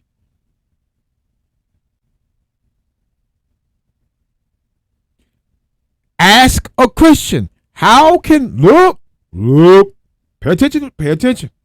1 Corinthians 12. See, this is why we tell you. 1 Corinthians 12, 1 and 2. Now concerning spiritual gifts, brethren, I will not have you ignorant. The brethren are his, I have a feeling that I need to take you to that. Romans 9, verse 3. For I could wish that myself were accursed from Christ for my brethren, my kinsmen, according to the flesh, who are Israelites. There's no other brethren besides your kinsmen according to the flesh.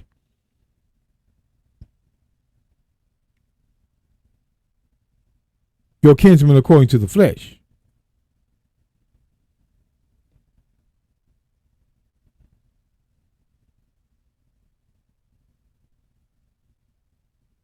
Ezekiel 11:15, Son of man, thy brethren, even thy brethren, the men of thy kindred, Your brethren is the men of your kindred.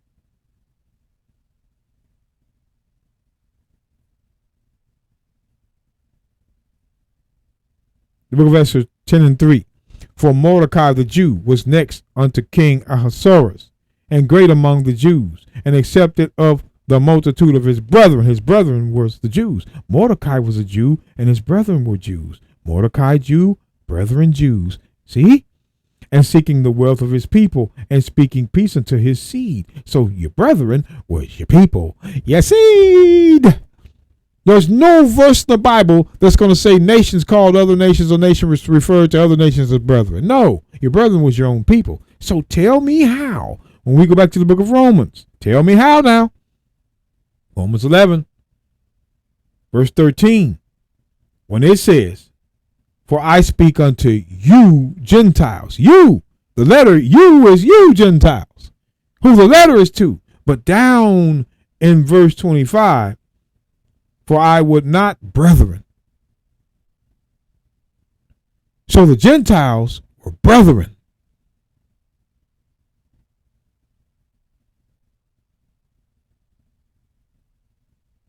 You see the same thing in 1 Corinthians 12, 1 and 2. It's the same thing. This is what we're telling you. When you see Gentiles, when they say Israelites were Gentiles, they were. Now concerning spiritual gifts, brethren, I would not have you ignorant. Ye know that ye were Gentiles. The brethren were Gentiles. Brethren, his own people, they were Gentiles. Why? Ye know that ye were Gentiles carried away unto these dumb idols. They were Gentiles because of idolatry. Idolatry.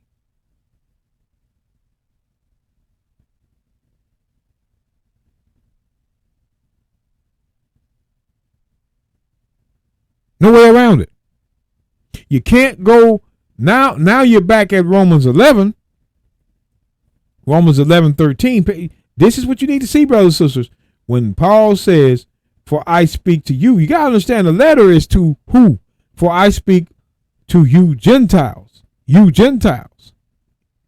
Insomuch I am an apostle of the Gentiles. I am apostle of the Gentiles. I magnify mine office.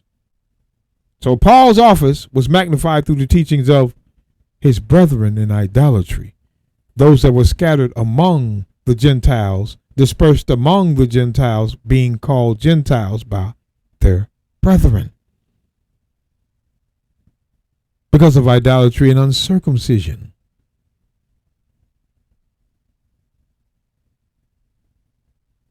You can't say that I speak unto you Gentiles and then come down to verse 25 and says, I would not brethren. So these Gentiles that were you were brethren. Like it says in 1 Corinthians 12:1 and 2. Ephesians 2:11.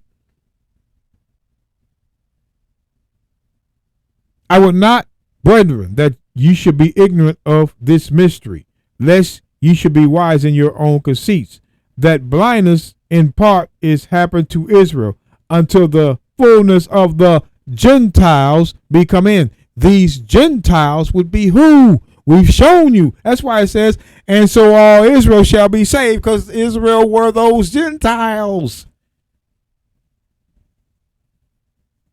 That's the mystery. We're showing you, we showed you through the Bible who the Gentiles were. Scattered Israelites in idolatry, primarily northern kingdom, few southern kingdom.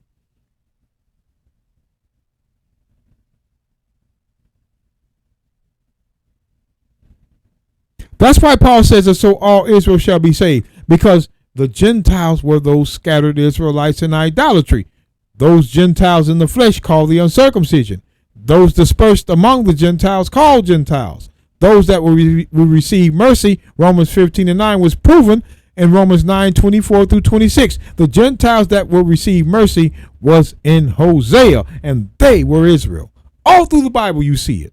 That's why it says, and so all Israel shall be saved, because that is who those Gentiles were. The wicked. Those Gentiles were the Israelites in idolatry, in sin.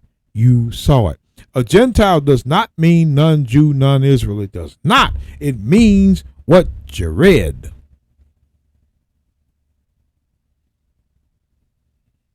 And our people don't want to accept that, because they want to be Gentiles under the authority of a group of ministers that had them in slavery before.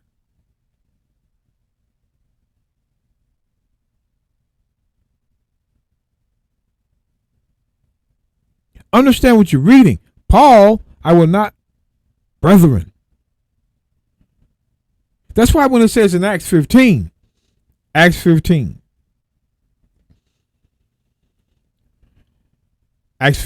see, if you let them tell you what Gentiles is instead of show you, you'll never know it. Acts 15 and verse 23, it says, and they wrote letters by them after this manner, and the apostles and elders and brethren sent greetings unto the brethren which are of the Gentiles in Antioch and Syria and Cilicia. So there were brethren which were of the Gentiles, meaning those brethren were Gentiles.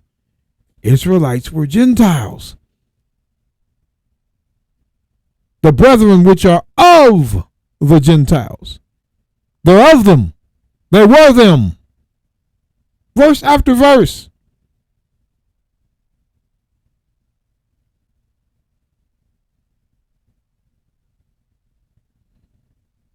When you really want to understand Gentiles being grafted in, don't let them take you to it being, other nations being grafted in. No, when you're looking at the Gentiles grafted in, the key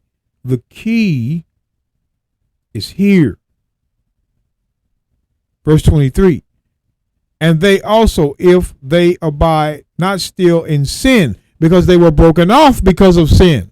Other nations were not broken off this olive tree because of sin. Israel was. You read it. Jeremiah 11, 16, 17.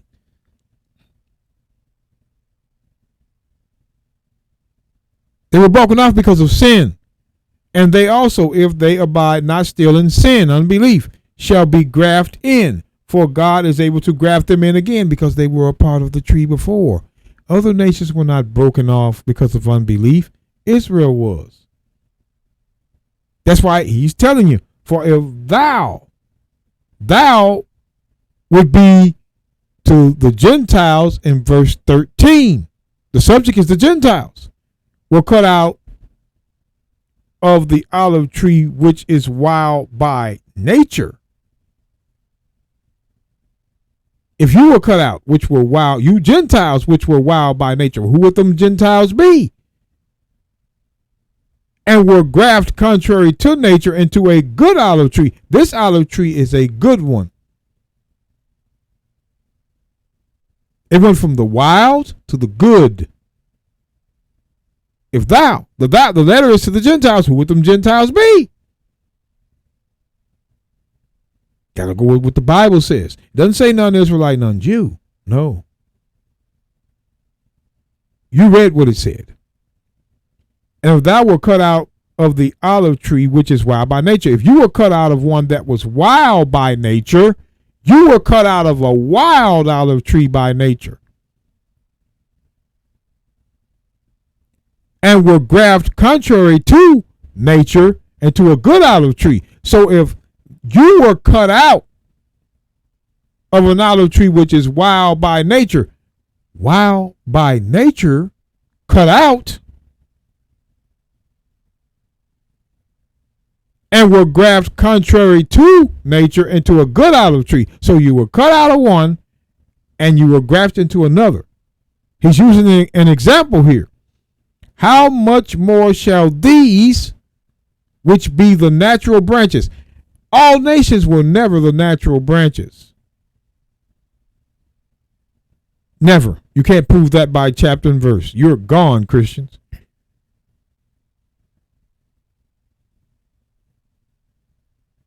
How much more shall these, which be the natural branches, be grafted into their own olive tree? Those that were broken off would be grafted back into the olive tree. Not anybody coming from anywhere could be grafted in here. No. That's why it says, for I would not brethren. See, these Gentiles were brethren. When he says, I speak to you Gentiles in verse 13, look at this. Brethren. How is it that he's calling these Gentiles in verse 13? Look. Pay attention. For I speak unto you Gentiles, inasmuch as I am an apostle of the Gentiles, I magnify mine office. But later on, he's going to call you Gentiles brethren. That makes sense. Because other nations are not brethren to Paul. Only his people are brethren.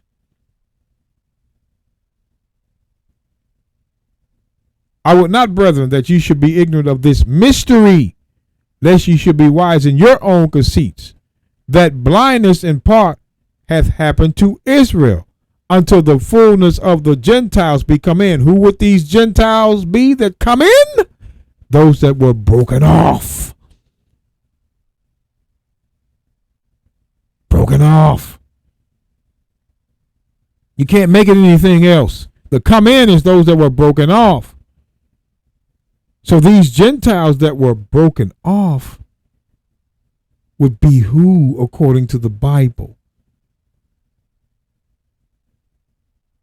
Who? The scattered Israelites in idolatry. That's why it's important you know. It's important you know. Again, 1 Corinthians 12. Verse 1. Now concerning spiritual gifts, brethren, I will not have you ignorant. Ye know that ye were Gentiles, carried away unto these dumb idols. Dumb idols. That is being cut out of the wild olive tree by nature. Because they had become wild. Why? because of idolatry. Sin, even as ye were led. So they were Gentiles because of idolatry. That's why it says carried away unto these dumb idols. You were Gentiles because you were worshiping dumb idols. Just like it says in the book of Ephesians 2. Ephesians 2. Verse 11. Wherefore remember that ye being in times past Gentiles in the flesh who are called uncircumcision. Gentiles in the flesh was idolatry, sin. And who is this letter to once again? The saints. Look at who the letter's to. The saints would be who Paul is talking to. And in their times past, they were Gentiles in the flesh because of idolatry, uncircumcision, sin. Gentile does not mean non-Israelite, non-Jew. It does not.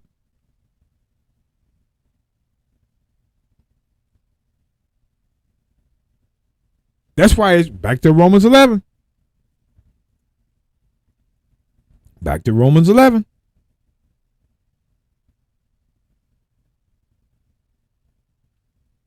Verse 25.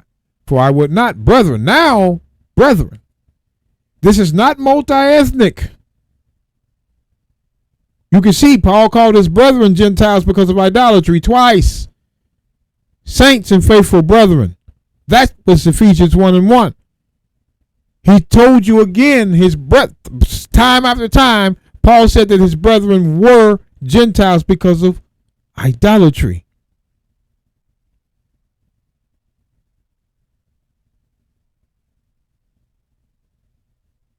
We continue to show.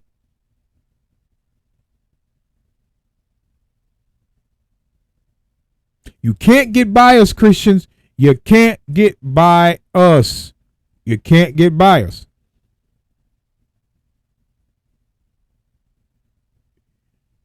You can't get by us.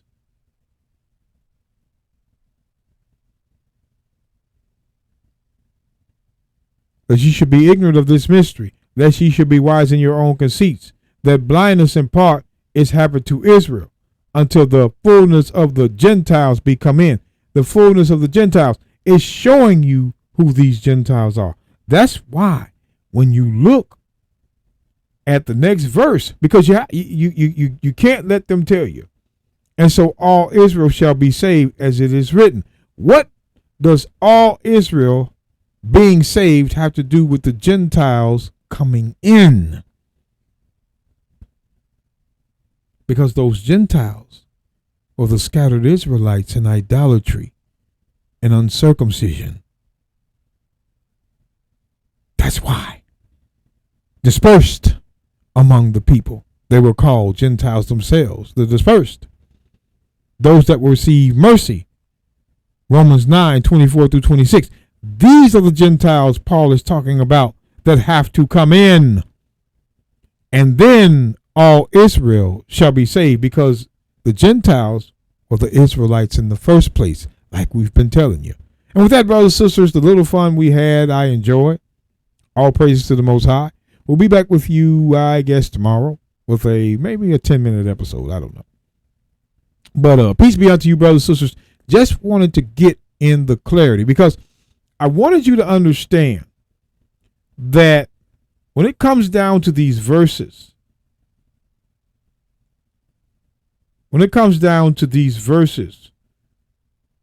where it says, and if some of the branches be broken off, they were broken off because of sin, and thou being a wild olive tree. Wild. Why? Because they were among other nations. But that wild does not just imply Hosea 8:9, but that wild also implies sin. Not just wild, also implies sin. Were grafted in among them. That's why he says in the thou, he's talking about the Gentiles, the same Gentiles in verse 13, right? You got to look at the thous and the these and the ye's. Those are possessive. I speak to you Gentiles. The same you Gentiles in verse 25 he called brethren, like he did in 1 Corinthians 1. Excuse me, I keep saying 1. 1 Corinthians 12, 1 and 2. He called those brethren Gentiles like he's calling these brethren here, Romans 11, 25, Gentiles in verse 13. We know what we're talking about. You Gentiles he calls brethren in verse 25. But dipping back down, hold on.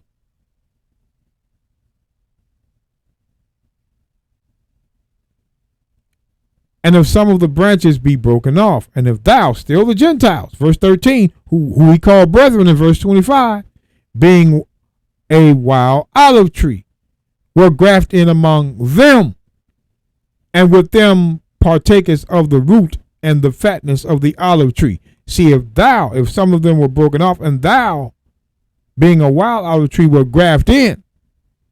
See, you can't be grafted in unless you're broken off.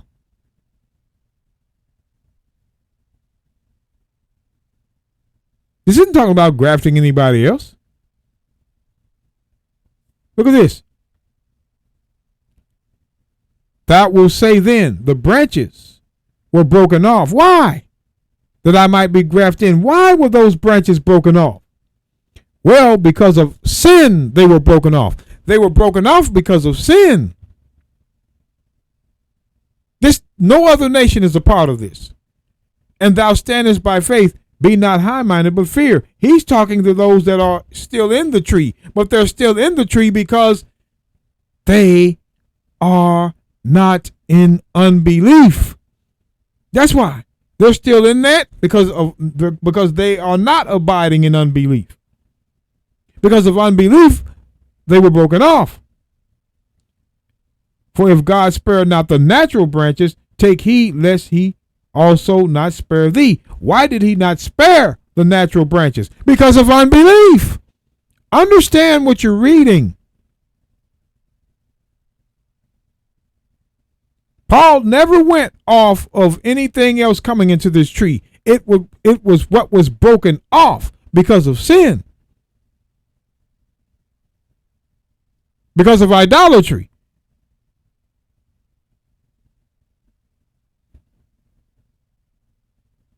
That's why he says in verse 23, and they also, if they abide not still in unbelief, shall be grafted in. Who will be grafted in? Those that abided not in unbelief. Because of unbelief, they were broken off. But if they still abide in unbelief, they're going to stay broken off. But if they abide not in unbelief, they shall be grafted in. They're grafted in under a condition. They're just not grafted in. It was a condition that would cause them to be grafted in. And it's here. And the they is who was broken off. The only ones that were broken off was Israelites. And why were they broken off? Because of sin, unbelief. And they, if they abide not still in unbelief, shall be grafted in. For God is able to graft them in again, because they were a part of the tree before. There's a condition on being grafted in, and it is if you abide not in sin, you can be grafted back in. This had nothing to do with other nations coming into the olive tree. For if thou, the same brethren he's talking to, remember, he's talking to the brethren in verse 25.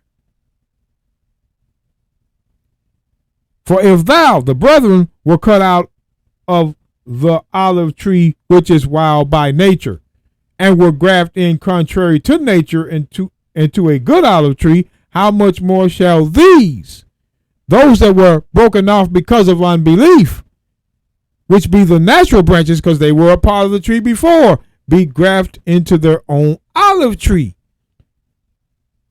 It wasn't somebody else coming into the olive tree. It was those that were broken off, and those that were broken off was Israel. If you're keeping it in context, this has nothing to do with the other nations. Nothing.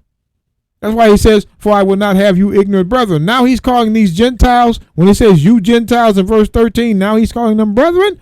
Yes, because they were his brethren. These were the Jews that were in idolatry.